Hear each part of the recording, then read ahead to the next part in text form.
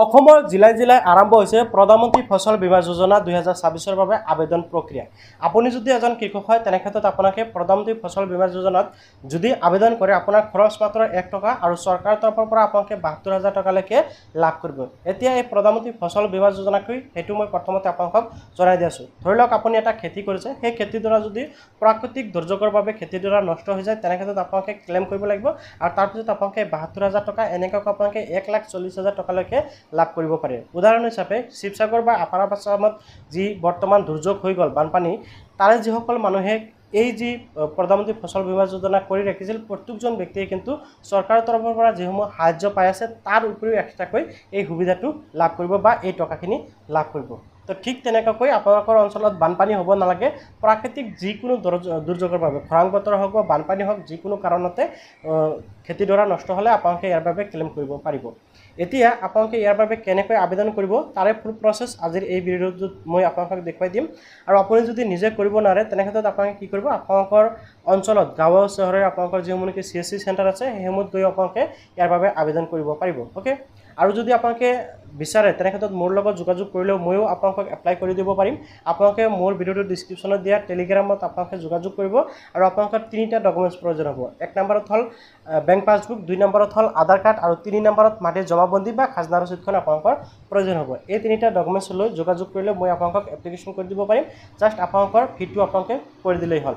তো এতিয়া বেছি কথা নাপাতি মই আপোনালোকক দেখুৱাইছোঁ যে আপোনালোকে প্ৰধানমন্ত্ৰী ফসল বীমা যোজনাৰ বাবে কেনেকৈ অনলাইন যোগে আবেদন কৰিব পাৰিব। এইটো আছে এটা গেম আৰু এই গেমৰ জৰিয়তে কিন্তু আপোনালোকে সম্পূৰ্ণ ফ্ৰীত ইনকাম কৰিব পাৰিব। ইয়াতে কোনো ধৰণৰ টকা লগাব নালাগে বা এইটো কোনো ধৰণৰ জুৱা খেলো নহয়। আপোনালোকক মই দেখুৱাইছোঁ মই অলৰেডি কিমান টকা ইনকাম কৰিছোঁ। মই উইথড্ৰ অপশ্যনত ক্লিক কৰিলোঁ আৰু মই ইয়াতে চাওক দেখিবলৈ পাইছে ইয়াতে ট্ৰেনজেকশ্যন অপশ্যনত ক্লিক কৰিলোঁ। ইয়াতে চাওক টোটেল মই $60, $10 আৰু $30 দুবাৰকৈ অৰ্থাৎ $130 মই ইনকাম কৰিছোঁ আৰু বৰ্তমান $130 ভেলু কিন্তু প্ৰায় 13,000 টকা, ঠিক আছে, বা 15,000 টকালৈকে হ'ব।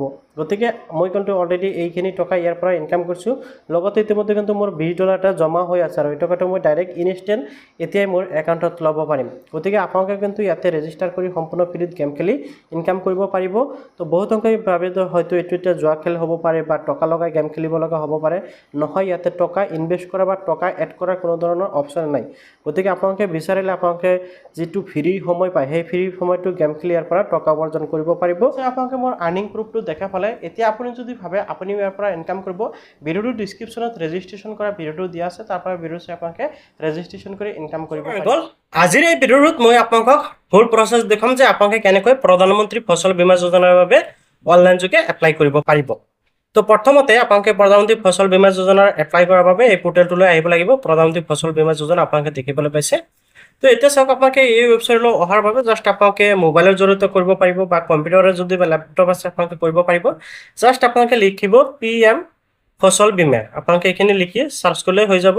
চাৰ্চ কৰাৰ পিছত প্ৰথম ৱেবছাইটটো দেখুৱাইছে প্ৰধানমন্ত্ৰী ফসল বীমা যোজনা ক্ৰপ ইঞ্চুৰেঞ্চ বা PMFBY আপোনালোকে দেখিবলৈ পাইছে। আৰু আপোনালোকৰ সুবিধাতে ভিডিঅ'টোৰ ডিছক্ৰিপশ্যনৰ লিংক পাই যাব, আপোনালোকে তাৰ পৰাও এই ৱেবছাইটলৈ আহিব পাৰিব। যেনক এতিয়া কথা হ'ল যে আপোনালোকে যদি আপোনালোকক খেতিডৰা সুৰক্ষিত কৰি ৰাখিব বিচাৰে কেনেকৈ প্ৰধানমন্ত্ৰী ফসল বীমা যোজনাত ৰেজিষ্ট্ৰেশ্যন কৰিব বা আপোনালোকে এপ্লাইটো কৰিব। তো প্ৰথমতে চাওক আপোনালোকে দেখিবলৈ পাইছে ইয়াতে অহাৰ পিছত হোম, এবাউট আৰু ডকুমেণ্টছ এণ্ড আপোনালোকে দেখিবলৈ পাইছে ইনৰলমেণ্ট পাৰ্টনাৰ। আপোনালোকে ইয়াতে AIDE এপ আৰু এটা হ'ল CSC। আপোনালোকৰ যদি CSC ID নাই তেনে ক্ষেত্ৰত আপোনালোকে ডাইৰেক্ট এই যিটো অপশ্যন আছে আপোনালোকে ইয়াৰ পৰা এপ্লাই কৰিব পাৰিব। এইটো ইনৰল নাও আছে, এই অপশ্যনত ক্লিক কৰিলে এই অপশ্যনত ক্লিক কৰি আপোনালোকে লগইন ফৰ ফাৰ্মাৰ অপশ্যনত ক্লিক কৰি আপোনালোকে ইয়াতে ফাৰ্ষ্টতে ৰেজিষ্টাৰ কৰিব, তাৰপিছত আপোনালোকে ডাইৰেক্ট এপ্লাই কৰিব পাৰিব। আৰু যদি আপোনালোকে CSC IDৰ জৰিয়তে কৰিব বিচাৰে বা আপুনি যদি নিজে কৰিব নোৱাৰে তেনে ক্ষেত্ৰত আপোনালোকৰ অঞ্চলত বা আপোনালোকৰ ওচৰে পাছৰে যিসমূহ চহৰ আছে বা আপোনালোকে যিসমূহ দোকান আছে সেইসমূহ আপোনালোকে CSC চেণ্টাৰ পাই যাব। সেইসমূহত গৈ কিন্তু আপোনালোকে কি কৰিব পাৰিব, ৰেজিষ্ট্ৰেশ্যনটো কমপ্লিট কৰাই ল'ব পাৰিব। তো মই আপোনালোকক CSCৰ জৰিয়তে কৰি আছোঁ আৰু এপ্লাই প্ৰচেছটো কিন্তু ছেম হয়, আপোনালোকে একো টেনশ্যন কৰিব নালাগে। মই ইনৰলমেণ্ট পাৰ্টনাৰ অপশ্যনত ক্লিক কৰিলোঁ, ইয়াতে CSC অপশ্যনত ক্লিক কৰি দিলোঁ। CSC অপশ্যনত ক্লিক কৰাৰ লগে লগে মোক লগইন কৰিবলৈ দিব, ঠিক আছে। মই ইয়াতে CSC IDৰ পাছত বহাই মই কি কৰিম, লগইন কৰিম। এতিয়া কথা হ'ল যদি আপোনালোকে নিজে কৰিব নোৱাৰে আপোনালোকৰ ওচৰে পাছৰে চিটি চেণ্টাৰত গৈ কৰিব অথবা আপোনালোকে মোৰ লগত ডাইৰেক্ট যোগাযোগ কৰিব পাৰে মই আপোনালোকক মোৰ টেলিগ্ৰাম লিংকটো দি ৰাখিম বা টেলিগ্ৰাম আইডিটো দিম তাতে যোগাযোগ কৰিলে আপোনালোকে আপোনালোকৰ ডকুমেণ্টছখিনি প্ৰভাইড কৰিলে মই আপোনালোকক ডাইৰেক্ট নিজে এপ্লাই কৰি দিম জাষ্ট আপোনালোকে ফিটো দিব লাগিব আপোনালোকে জানি ইয়াতে ফি দিব লাগে ফিটো জাষ্ট আপোনালোকে ইয়াতে দি দিলে মই এপ্লাই কৰি দিম অ'কে তেতিয়া মই আইডি আৰু পাছৱৰ্ডটো বহাই দিম আইডি পাছৱৰ্ড আৰু কেপচাটো বহাই জাষ্ট লগইন অপশ্যনত ক্লিক কৰি দিলোঁ লগইন হৈ গ'ল লগইন হোৱাৰ পিছত ইয়াৰ পৰা আপোনালোকৰ এপ্লাই প্ৰচেছটো আৰম্ভ হ'ব মই আপোনালোকক এতিয়া ষ্টেপ বাই ষ্টেপ দেখুৱাম যে কেনেকৈ এপ্লাই কৰিব তো প্ৰথমতে ইয়াৰ পৰা আমাৰ কি কৰিব লাগিব ষ্টেটটো চিলেক্ট কৰিব লাগিব আমাৰ যেহেতু আসামটো চিলেক্ট কৰিম অন্য ষ্টেট চিলেক্ট হৈ থাকিব কিন্তু আপোনালোকে আসামটো কৰিব লাগিব তাৰপিছত আপোনালোকে দেখিবলৈ হৈছে এই যেটো বৰ্তমান এপ্লাই চলি আছে আসাম খৰিফ প্ৰধানমন্ত্ৰী ফসল বীমা যোজনা আপোনালোকে দেখিবলৈ আছে এইটোত আপোনালোকে কি কৰিব ক্লিক কৰিব বৰ্তমান যেটো এপ্লাই চলি আছে ঠিক আছে প্ৰধানমন্ত্ৰী ফসল বীমা যোজনা খৰিফত আপোনালোকে ক্লিক কৰিব দেন আপোনালোকে ইয়াতে সাবমিট অপশ্যনত ক্লিক কৰিব দেন আপোনালোকৰ সন্মুখত এনেকৈ পেজটো খোল খাব এতিয়া আপোনালোকে যেটো এপ্লিকেশ্যন নাও অপশ্যন আছে ইয়াতে ক্লিক কৰিব এপ্লিকেশ্যন অপশ্যনত ক্লিক কৰাৰ লগে লগে কেইবাটা অপশ্যন দেখিবলৈ পাব application form application paid application apply for add on এনেকৈ আহিছে বহুত কেইটা অপশ্যন আহিছে বা আনপেড এপ্লিকেশ্যন এনেকৈ বহুত আহিব তো আপোনালোকে কি কৰিব লাগিব এপ্লিকেশ্যন ফৰ্ম যেটো অপশ্যন আছে ইয়াতে ফাৰ্ষ্ট অফ অল ক্লিক কৰিব লাগিব ইয়াতে ক্লিক কৰাৰ পিছত আপোনালোকে ইয়াৰ পৰা ষ্টেপ বাই ষ্টেপ মানে আপোনালোকৰ এপ্লিকেশ্যন প্ৰচেছটো আৰম্ভ হ'ব বা আপোনালোকৰ যেটো এনেকৈ এপ্লিকেশ্যন ফৰ্ম হেয়া কিন্তু ওপেন হ'ব তো প্ৰথমতে চাওক ইয়াতে আপোনালোকে দেখিবলৈ আছে চাৰ্জ বাই বেংক IFSC হ'ব আপুনি যদি বিচাৰে তেনে ক্ষেত্ৰত যদি নকৰে তেনে ক্ষেত্ৰত আপোনালোকে বেংকৰ যেটো ডিটেইলছ সেটো আপোনালোকে ইয়াৰ পৰা সিলেক্ট কৰিবলৈ পাৰিব ঠিক আছে আপোনালোকে সিলেক্ট কৰিব পাৰিব আৰু যদি আপোনালোকৰ বেংকৰ IFSC কোড আছে জাষ্ট আপোনালোকে ইয়াতে ক্লিক কৰিলে ক্লিক কৰাৰ পিছত ইয়াতে বেংকৰ IFSC কোডটো বহাই আপোনালোকে ভেৰিফাই অপশ্যন কৰিলে বাকি ডিটেইলছসমূহ আপোনাৰ অটোমেটিক লৈ ল'ব আপুনি যদি বেংক একাউণ্ট আৰু একাউণ্ট নাম্বাৰটো কনফাৰ্ম কৰিলে হ'ব ওকে তাক মই কিন্তু ইয়াতে বেংকৰ IFSC কোডটো বহালো ভেৰিফাই অপশ্যনত ক্লিক কৰিলো এটা কিন্তু ভেৰিফাই হৈ অটোমেটিকলি ডিটেইলছটো লৈ ল'ব এটা সক আপোনালোকে দেখিব আছে অটোমেটিক ডিটেইলছ লৈ লৈছে এটা জাস্ট একাউণ্ট নাম্বাৰটো মই ইয়াতে এন্টাৰ কৰি দিম একাউণ্ট ডিটেইলছ দিয়াৰ পিছত আপোনালোকে জাস্ট স্ক্ৰল ডাউন হৈ আহিব ইয়াতে আপোনালোকে দেখিব আছে check bank details and continue আপোনালোকে এই অপশ্যনটোত ক্লিক কৰিব লাগিব মই জাস্ট চেক বেংক ডিটেইলছ অপশ্যনত ক্লিক কৰি দিলোঁ ইয়াতে ক্লিক কৰাৰ লগে লগে বেংকৰ ডিটেইলছ এবাৰ ফেচিং কৰিব বা চেক কৰিব যে সকলো মোৰ ঠিকে আছে না নাই ওকে তো ইয়াতে লোডিং হৈ আছে সো ইয়াতে চাওক লোডিং হৈ মোৰ কিন্তু বেংকৰ ডিটেইলছসমূহ ইয়াতে চাওক ফাৰ্মাৰ ডিটেইলছসমূহ কিন্তু ভেৰিফাই হৈ গৈছে মানে আগতে মই যেতে এবাৰ এপ্লাই কৰিছিলো যাৰ বাবে এনেকৈ আহি গৈছে তো ইয়াৰ পৰা আপোনালোকৰ পাছবুকত যেটো নেম আছে সেই নেমটো আহিব ইয়াতে আধাৰ কাৰ্ডত যেটো নাম আছে হেতু আপোনালোকৰ আহিব ইয়াতে আপোনালোকৰ আধাৰ কাৰ্ডটো বহাই আপোনালোকে ভেৰিফাই অপশ্যনত ক্লিক কৰিলে আপোনাৰ আধাৰ কাৰ্ডটো ভেৰিফাই হৈ যাব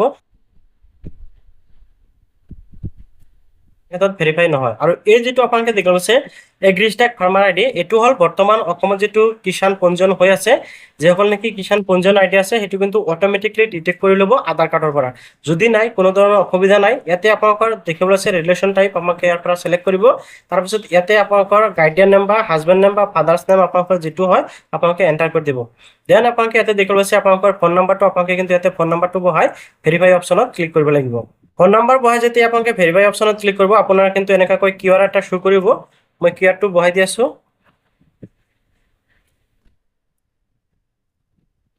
কিউআৰটো বহাই আপোনালোকে ভেৰিফাই অপশ্যনত ক্লিক কৰি দিব ভেৰিফাই অপশ্যনত ক্লিক কৰাৰ লগে লগে আপোনাৰ মোবাইলত কিন্তু এটা ওটিপি আহিব ঠিক আছে আপুনি যেটো মোবাইল নাম্বাৰ বহালে সেই মোবাইল নাম্বাৰত এটা ওটিপি আহিব ওটিপিটো এন্টাৰ কৰি আপোনালোকে ভেৰিফাই অপশ্যনত বা সাবমিট অপশ্যনত ক্লিক কৰিব লাগিব মোৰ যেটো ওটিপিটো আহি গৈছে মই কি কৰিম ওটিপিটো এতে এন্টাৰ কৰি দিলো ওটিপিটো এন্টাৰ কৰি আপুনি জাস্ট ভেৰিফাই বা সাবমিট অপশ্যনত ক্লিক কৰি দিয়ক আপোনাৰ ফোন নাম্বাৰটো ভেৰিফাই হৈ যাব আৰু ইয়াৰ পৰা আপোনালোকৰ এছটো কিন্তু অটোমেটিকলি লৈ ল'ব আপোনালোকৰ যেটো এছ আপোনালোকে দিব দেন আপোনালোকে দেখিবলৈ আছে ইয়াৰ পৰা আপোনালোকৰ জেন্ডাৰ যেটো মেল হলে মেল দিব ফিমেল হলে ফিমেল এতে কাষ্ট বা কেটেগৰীটো আপোনালোকৰ দিব লাগিব জেনাৰেল ST SC OBC যিসকলৰ যাৰ যেটো হয় দিলে তাৰ পিছত এই যেটো ফাৰ্মাৰ কেটেগৰী দেখিবলৈ আছে অন হয় নে টেন্ট হয় বা শেয়াৰ কৰক অৰ্থাৎ যিসকল নেকি আদিত খেতি কৰে সেইসকলে কিন্তু শেয়াৰ কৰকটো ক্লিক কৰিব পাৰিব বা অনাৰ হলে অনাৰত দিব এতিয়া ফাৰ্মাৰ টাইপ কৈ ইয়াতে দেখিলো আছে স্মল মাৰ্জিনাল আদাৰ্স ঠিক আছে আপোনালোকৰ যোনটো হয় আপোনালোকে এটো দিব তাৰ পিছত ইয়াতে আপোনালোকৰ ৰেসিডেন্ট এড্ৰেছটো দিবলৈ দিছে আপোনালোকে ৰেসিডেন্ট এড্ৰেছটো দিব আপোনালোকৰ যেনেকৈ ষ্টেটটো সিলেক্ট কৰিলে তাৰ পিছত ইয়াৰ পৰা ডিস্ট্ৰিক্টটো সিলেক্ট কৰিব দেন আপোনালোকে সাব ডিস্ট্ৰিক্টটো সিলেক্ট কৰিব ইয়াৰ পৰা আপোনালোকৰ ৰেসিডেন্ট অৰ্থাৎ ভিলেজটো আপোনালোকে সিলেক্ট কৰিব মোৰ অলৰেডি কৰা আছে তাৰ পিছত ইয়াতে আপোনালোকৰ এড্ৰেছটো আপোনালোকে এন্টাৰ কৰি দিব ওকে তাৰ পিছত ইয়াতে আপোনালোকৰ পিন কোডটো দিব মই অলৰেডি খিনি দিছো দিয়াৰ পিছত আপোনালোকে জাস্ট কি কৰিব সেভ এণ্ড কন্টিনিউ অপশ্যনত ক্লিক কৰি দিলে ওকে ক্লিক কৰাৰ পিছত আপোনালোকক নেক্সট পেজলৈ লৈ যাব। এই যে ডিটেইলছ আপোনালোকে দিবলৈ দিছে এইটো বৰ্তমান আপুনি যে খেতিডৰা আপুনি ক'ত খেতি কৰি আছে এই ডিটেইলছসমূহ কিন্তু ইয়াতে আপোনালোকে দিব লাগিব। ওকে, আপোনালোকে ইয়াৰ পৰা চিলেক্ট কৰি দিব। যেনেকৈ ডিষ্ট্ৰিক্ট দিলে, তাৰপিছত আপোনালোকৰ আহি গ'লে ইয়াতে চাওক দেখুৱাব হৈছে ৰেভিনিউ চাৰ্কেল আপোনালোকে দিব লাগিব, ব্লকৰ নেম, গাঁও পঞ্চায়ত নেম, তাৰপিছত ভিলেজ নেম আপোনালোকে চিলেক্ট কৰি দিব। এইকেইটা মই চিলেক্ট কৰি দি আছোঁ। এই ডিটেইলছসমূহ দিয়াৰ পিছত ইয়াতে কিন্তু মই দি দিছোঁ। আপোনালোকে যিটো দিব লাগে জাষ্ট আপোনালোকে ইয়াৰ পৰা চিলেক্ট কৰিব লাগিব। ওকে, এণ্টাৰ কৰিব নালাগে, চিলেক্ট কৰি দিব আপোনালোকৰ যোনটো হয়। তাৰপিছত ইয়াতে আপোনালোকে দেখুৱাব হৈছে মিক্স গ্ৰুপিং হ'লে আপোনালোকৰ খেতিডৰাত যদি মিক্সিং হয় তেনে ক্ষেত্ৰত আপোনালোকে এইটোত ক্লিক কৰিব, আৰু যদি মিক্সিং নহয় তেনে ক্ষেত্ৰত এইটোত আপোনালোকে ক্লিক কৰিব নালাগে। এতিয়া চাওক আপোনালোকে দেখিবলৈ পাইছে ইয়াতে দিব লাগিব, যেনেকৈ ইয়াতে পেডি অৰ্থাৎ ধান খেতিৰ বাবে চলি আছে, মই এইটো দিলোঁ। ইয়াতে চিলেক্ট ডেটটো আপোনালোকৰ যোনটো ডেটত পৰিছে সেই ডেটটো আপোনালোকে দিব পাৰে, ডেটটো দিব। তাৰপিছত অন টু অনাৰ থাকিব, অৰ্থাৎ আপোনাৰ নিজৰ অনাৰ। ইয়াতে খাতা নাম্বাৰ, ইয়াতে খচৰা নাম্বাৰ, আৰু হেক্টৰত ইয়াতে কিন্তু মাটিৰ পৰিমাণ কিমান আছে এইটো আপোনালোকে ইয়াতে এণ্টাৰ কৰিব লাগিব। এতিয়া চাৰ্ভে খাতা নাম্বাৰটো আপোনালোকে কিন্তু আপোনালোকৰ জমাবন্দীখনত পাই যাব। তাৰপিছত খচৰা নাম্বাৰটো কিন্তু আপোনালোকৰ জমাবন্দীত আপোনালোকে পাই যাব। আৰু হেক্টৰটো অৰ্থাৎ মাটি কিমান পৰিমাণৰ আছে আপোনালোকে সেইটো ইয়াতে এণ্টাৰ কৰিব লাগিব। হেক্টৰ হিচাপত আপোনালোকে কৰি দিব, ঠিক আছে। যদি আপোনালোকে হেক্টৰটো বুজি নাপায় তেনে ক্ষেত্ৰত আপোনালোকে জাষ্ট কি কৰিব, আপোনালোকে যিকোনো এটা ব্ৰাউজাৰ অপেন কৰি আপোনালোকে ধৰি লওক আপোনাৰ 1 বিঘা মাটি আছে, ধৰি লওক 1 বিঘা মাটি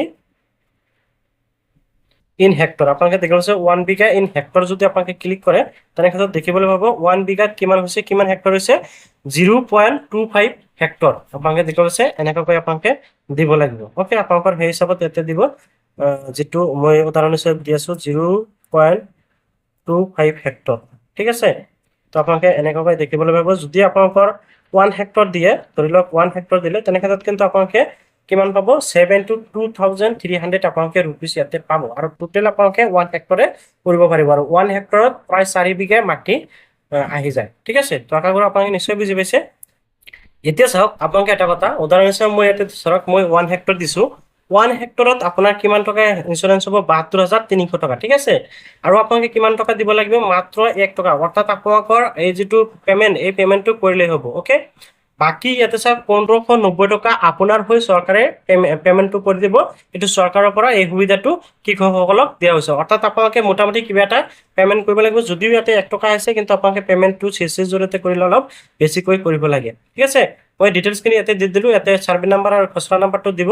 এতিয়া মই এটা জমাবন্দী ওলাই লৈছোঁ। বহুত সংখ্যক মানুহে কি কৰে, এই যিটো জমাবন্দী বা খচৰা নাম্বাৰ বা দাগ নাম্বাৰটো দিব নোৱাৰে। এই যিটো আপোনালোকে দেখিব আছে খাতা নাম্বাৰ, এইটো আপোনালোকৰ কি হ'ব, এই খাতা নাম্বাৰটো আপোনালোকক দেখুৱাইছোঁ।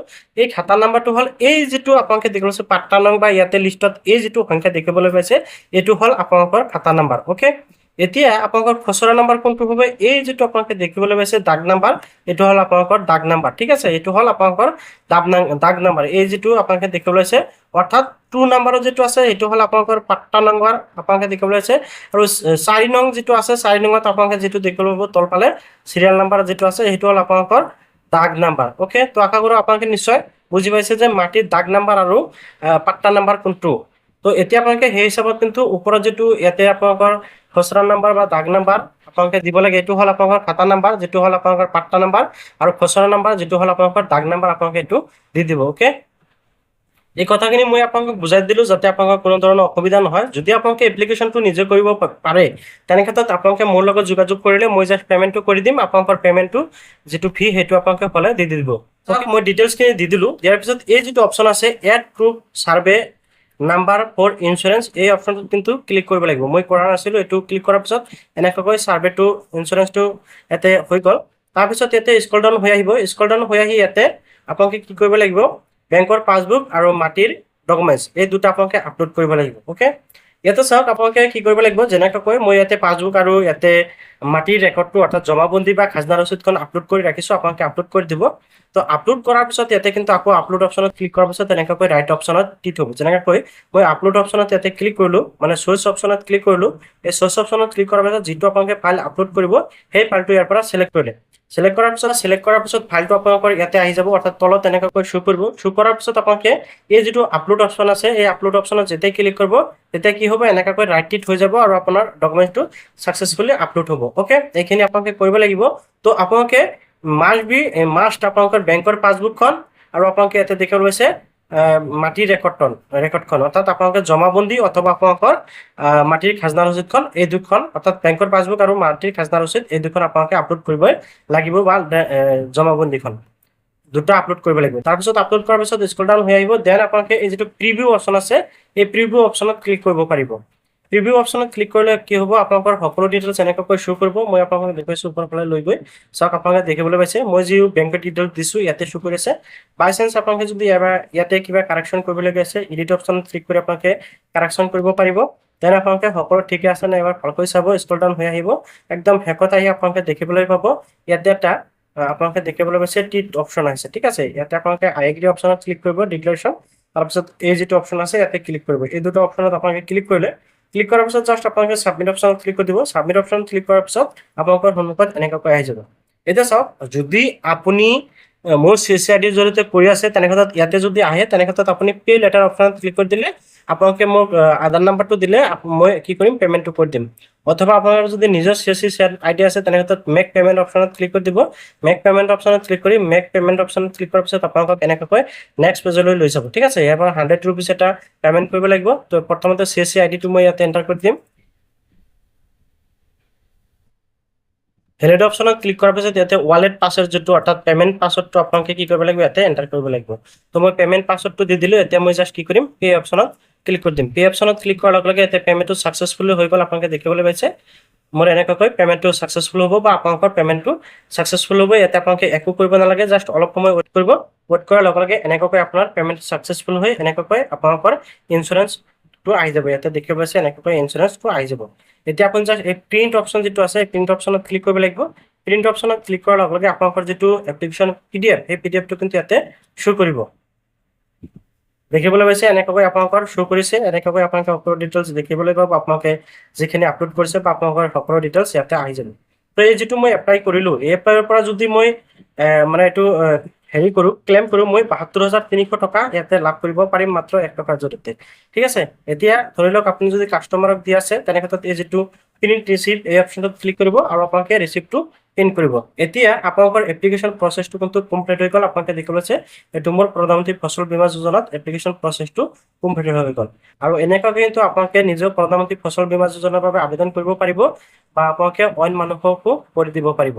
এতিয়া কথা হ'ল, যদি আপোনালোকে মোৰ আইডিৰ জৰিয়তে এই কামখিনি কৰে তেনেক্ষেত্ৰত মই আপোনালোকক পে'মেণ্ট কৰি দিম। আৰু যদি আপোনালোকে কৰিব নোৱাৰে মোৰ টেলিগ্ৰামত যোগাযোগ কৰিলে আপোনালোকে আপোনালোকৰ খাজনা ৰচিদ বা মাটিৰ জমাবন্দীখন দিব আৰু বেংক পাছবুকখন দিলে মই আপোনালোকক নিজে এপ্লাই কৰি বা আৰু আধাৰ কাৰ্ডখন লাগিব, এই তিনিটা ডকুমেণ্টছ দিলে মই নিজে আপোনালোকক এপ্লাই কৰি কমপ্লিট কৰি দিম, ঠিক আছে। আপোনালোকে জাষ্ট ফিটো দিব লাগিব। তো আগৰ চৰকাৰে নিশ্চয় বুজি পাইছে যে প্ৰধানমন্ত্ৰী ফচল বীমা যোজনাৰ বাবে কেনেকৈ অনলাইন যোগে এপ্লাই কৰিব পাৰি।